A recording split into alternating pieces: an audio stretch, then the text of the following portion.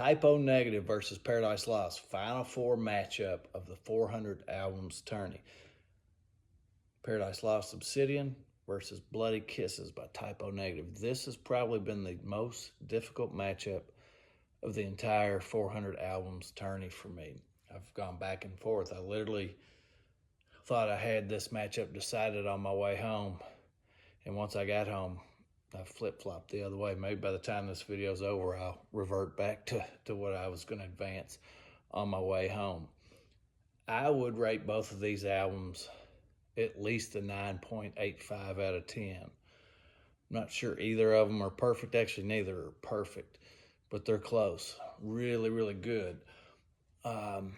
Obsidian, I definitely, right now, I enjoy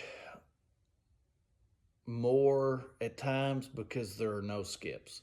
Every song on Obsidian by Paradise Lost is very catchy. It's very clean, clear, and engaging. Type O Negative's Bloody Kisses has some songs that you can skip, like the opening track and 30 IF. And part of me was thinking, well, the album would be a lot better without those. And I remembered Type O Negative did that Digipack release where they pulled out the heavier songs like KATWP and some of the soundtracky songs, and they put in Suspended at Dusk, and I didn't like it near as much. That's part of what I love about Type O Negative, especially early Type O Negative, is these wild, experimental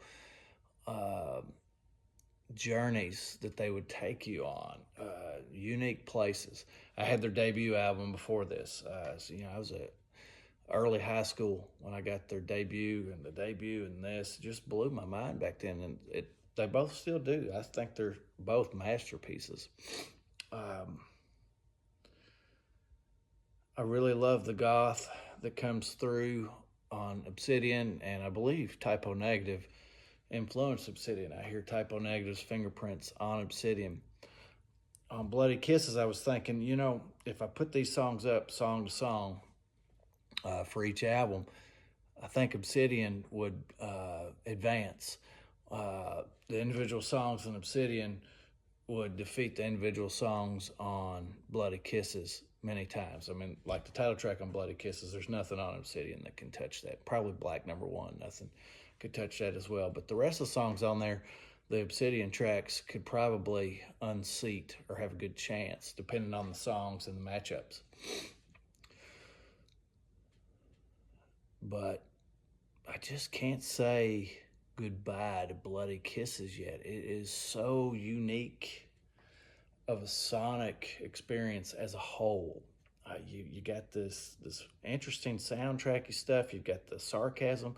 You've got the beautiful vampiric goth songs.